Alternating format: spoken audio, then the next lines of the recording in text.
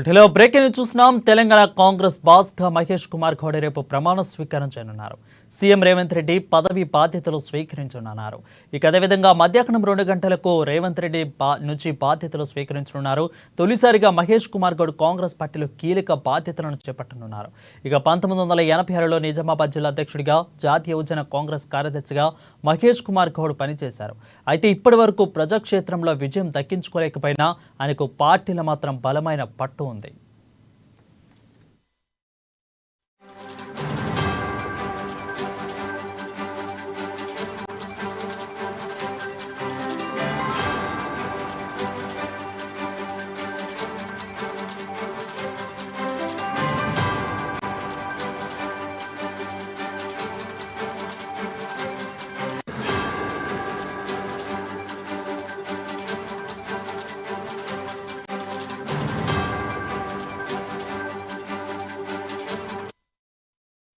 ఇక 1994లో డిచ్పల్లి నుంచి 2014లో నిజామాబాద్ అర్బన్ నుంచి పోటీ చేసినా విజయం సాధించలేకపోయారు. మంచి నాయకత్వ లక్షణాలు కలిగిన మహేష్ కుమార్ గౌడ్ సుదీర్ఘంగా పార్టీ సేవలు అందిస్తున్న నేపథ్యంలో 2023లో తెలంగాణ ప్రదేశ్ కాంగ్రెస్ కమిటీ ఎన్నికల కమిటీలో సభ్యుడిగా నియమితులయ్యారు. ఆ తర్వాత పీసీసీగా కొత్త నాయకుడిగా ఎన్నికయ్యారు.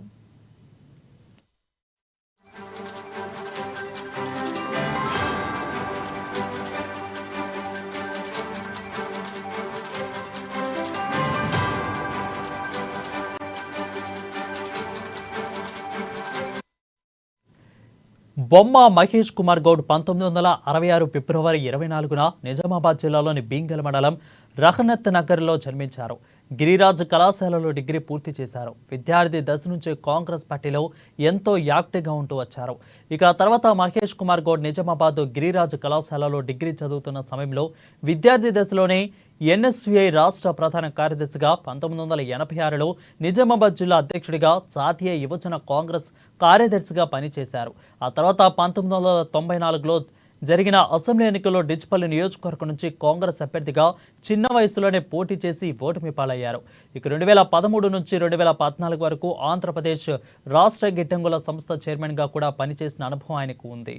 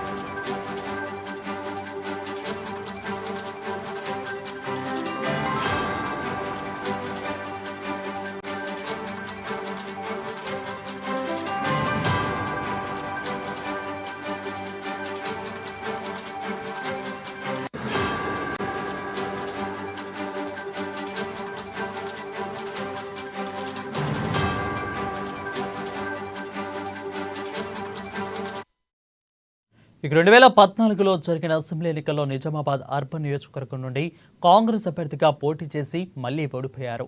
ఆ తర్వాత పీసీసీ కార్యదర్శిగా, అధికార ప్రతినిధిగా, పీసీసీ ప్రధాన కార్యదర్శిగా పనిచేసి 2018లో నిజామాబాద్ అర్బన్ టికెట్ ఆశించిన ఆ ఎన్నికల్లో ఆయన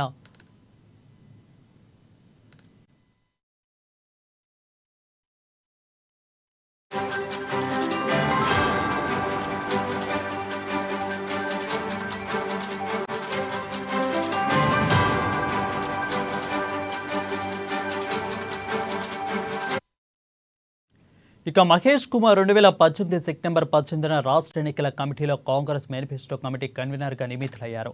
తెలంగాణ పార్టీ బలోపేతం కోసం నిర్విరామంగా కృషి చేస్తున్న మహేష్ కుమార్ గౌడ్ ఎమ్మెల్యేల కోటాలో ఎమ్మెల్సీగా ఏకగ్రీవంగా ఎన్నికయ్యారు.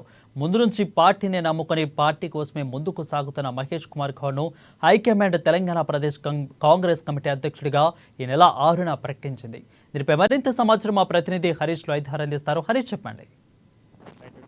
వరుణ్, ఏదైతే రేపు టీపీసీసీ చీఫ్ ప్రెసిడెంట్గా రేపు మహేష్ కుమార్ గౌడ్ బాధ్యతలు స్వీకరిస్తున్నారు. ప్రధానంగా మహేష్ కుమార్ గౌడ్కు సంబంధించి కూడా ఆయన ఎన్ఎస్సీఐ నుంచి కూడా పలు పదవులు కూడా కాంగ్రెస్ పార్టీలో చేపట్టిన నేపథ్యం. ఎందుకంటే ఎన్ఎస్సీఐ నుంచి కూడా క్రియాశీలకంగా పనిచేస్తూ వచ్చారు. అక్కడి నుంచి ఎమ్మెల్యేగా పోటీ చేశారు. తద్వారా గిడ్డంగుల చైర్మన్గా కూడా బాధ్యతలు చేపట్టారు. తర్వాత ఏదైతే టీపీసీసీ కార్యదర్శి, వర్కింగ్ ప్రెసిడెంట్, ప్రస్తుతం ఎమ్మెల్సీగా కూడా మహేష్ కుమార్ గౌడ్ ఎన్నికైన నేపథ్యం ఉంది. రేపు ఆయన పీసీసీ చీఫ్గా ఏదైతే తెలంగాణ రాష్ట్ర ఏర్పాటు తర్వాత 4వ పీసీసీ చీఫ్గా రేపు ఆయన మధ్యాహ్నం బాధ్యతలు స్వీకరిస్తున్నారు. తెలంగాణ రాష్ట్ర ఏర్పాటు తర్వాత పొన్నాల లక్ష్మయ్య, తర్వాత ఉత్తమ్ కుమార్ రెడ్డి, ఇప్పుడు కొనసాగుతున్న పీసీసీ చీఫ్ రేవంత్ రెడ్డి తర్వాత ఇప్పుడు మహేష్ కుమార్ గౌడ్ సంబంధించి కూడా 4వ ప్రెసిడెంట్ గా కాంగ్రెస్ పార్టీకి రేపు ఏదైతే బాధ్యత స్వీకరణ కార్యక్రమం ఉంటుంది. ఇక పెద్ద ఎత్తున దీనికి సంబంధించి ఏర్పాట్లు కావచ్చు, ఈ సభకు సంబంధించి కూడా ఇప్పటికే ఏర్పాట్లు కూడా పూర్తయిన నేపథ్యం లేదు. ప్రధానంగా పీసీసీ చీఫ్ కు సంబంధించి కూడా రేపు పెద్ద ఎత్తున కాంగ్రెస్ పార్టీ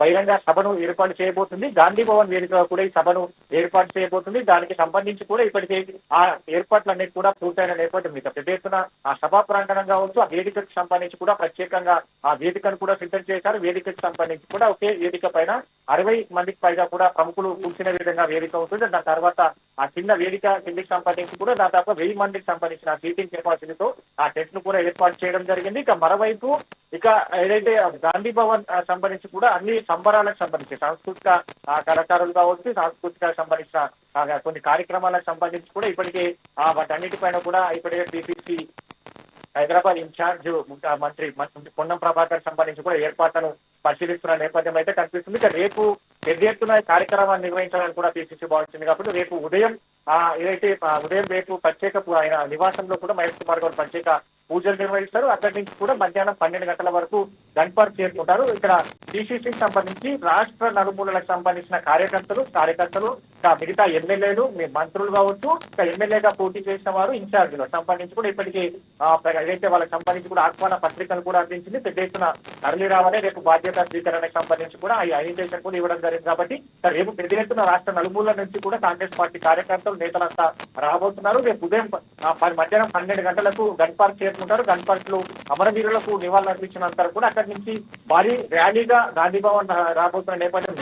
2 గంటల తర్వాత ముఖ్యమంత్రి సీఎం రేవంత్ రెడ్డి గాంధీ భవన్ చేరుకుంటారు. 2:30 గంటల తర్వాత కూడా ఒకే వేదిక పైన కూడా ప్రత్యేకంగా ఈ ఏదైతే సీఎం రేవంత్ రెడ్డికి సంబంధించిన పీసీసీ బాధ్యతలను రేపు మహేష్ కుమార్ గౌడ్ ఇవ్వనున్న నేపథ్యం ఉంది. ఇక మొత్తంగా ఈ కార్యక్రమానికి సంబంధించి కావచ్చు, గత కొన్ని రోజులుగా కూడా గాంధీ భవన్ సంబంధించి ఎప్పుడైతే పీసీసీ చీఫ్ గా మహేష్ కుమార్ గౌడ్ ఏఐసీసీ అనౌన్స్ చేసిందో అప్పటి నుంచి కూడా గాంధీ భవన్ సంబంధించి కూడా కొత్త రూపురేఖలు దిద్దుకున్న నేపథ్యం అయితే కనిపిస్తుంది. గాంధీ భవన్ సంబంధించి కూడా కొత్త కలరింగ్ కావచ్చు, ఫర్నిచర్ సంబంధించిన విరిగిపోయిన ఫర్నిచర్ కావచ్చు, ఇతర సంబంధించిన కొత్త ఫర్నిచర్, మొత్తంగా గాంధీ భవన్ సంబంధించి కూడా రూపురేఖలు కూడా మారిన నేపథ్యం అయితే కనిపిస్తుంది. ఇక రేపు కార్యక్రమానికి సంబంధించి కూడా పూర్తి స్థాయిలో ఏర్పాట్లు అయినాయి.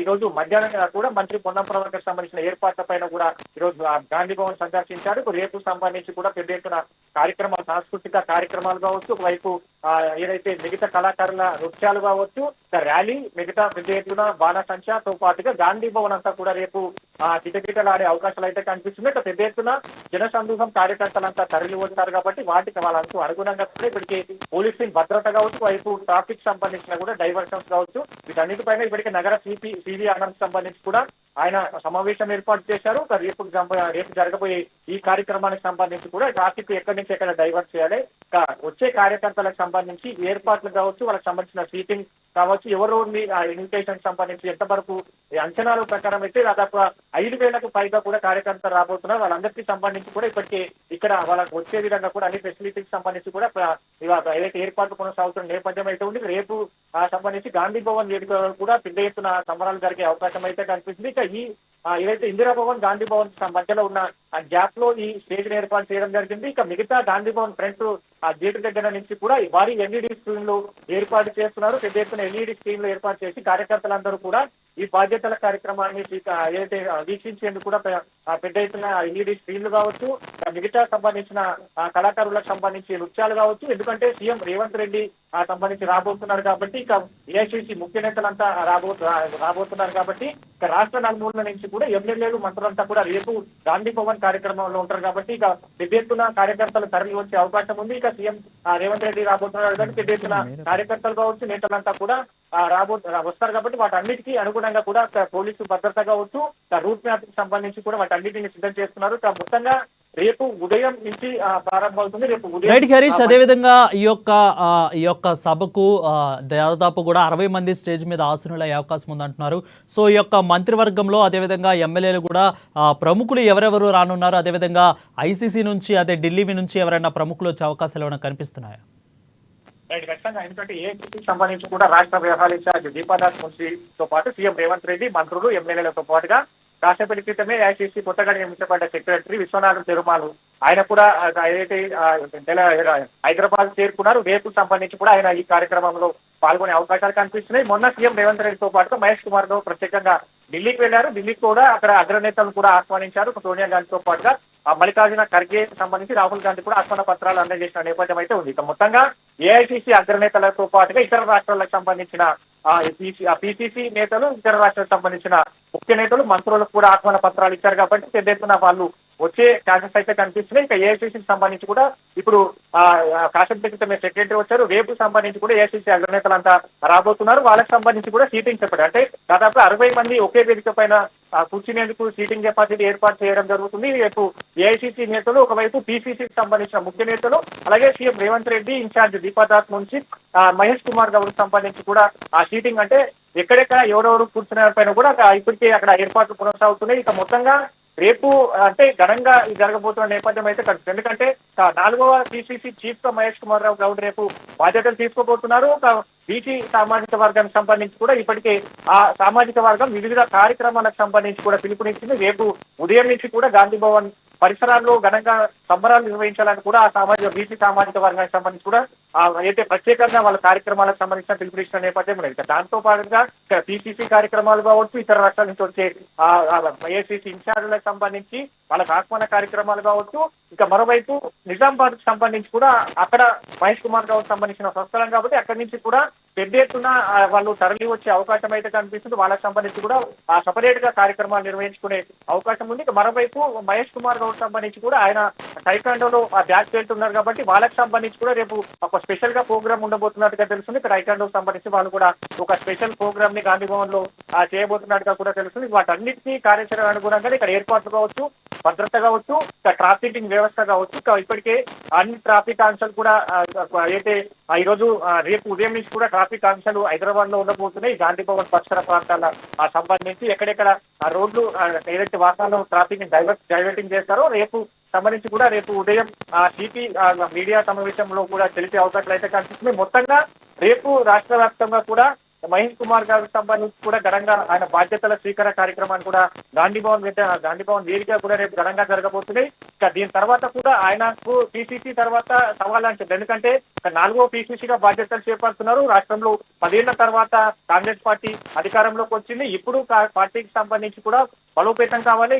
వచ్చే ఎన్నికలకు సంబంధించి కూడా టాస్క్ గా మహేష్ కుమార్ గౌడ్ చెప్పారు. ఎందుకంటే ఈ సిచ్యువేషన్ లో మహేష్ కుమార్ గౌడ్ కి మంచి అవకాశం అని చెప్పాలి. ఎందుకంటే వచ్చే స్థానిక సంస్థల ఎన్నికలు కావచ్చు, జిహెచ్ఎంసీ ఎన్నికలు కావచ్చు, ఏ విధంగా ఎదుర్కొంటాయి, పార్టీని ఏ విధంగా బలోపేతం చేస్తారు, ఆ ఎన్నికల్లో పార్టీకి సంబంధించి గెలుపుకు సంబంధించిన అవకాశాలు కావచ్చు, వీటన్నిటిని కూడా అంచనాలు వేస్తూ ఆయన బాధ్యతలు నిర్వహించాలి. కాబట్టి ఈ కార్యక్రమాన్ని రేపటితో ఆయన బాధ్యతలు కూడా రేపు స్వీకరించబోతున్న నేపథ్యం అయితే ఉంది. వచ్చే ఆయన సవాళ్ళని కూడా ఈ స్వీకరణ తర్వాత కూడా వచ్చే ఎన్నికలకు సంబంధించి స్థానిక సంస్థల ఎన్నికలు కావచ్చు, పార్టీ బలోపేతం కావచ్చు, మిగతా పార్టీకి సంబంధించిన ఏదైతే చేరికలు కావచ్చు, వీటన్నిటినీ ఆయన సవాల్గా స్వీకరించి రేపటి నుంచి కూడా ఆయన బాధ్యత కార్యక్రమం అయితే మొదలు కానుంది.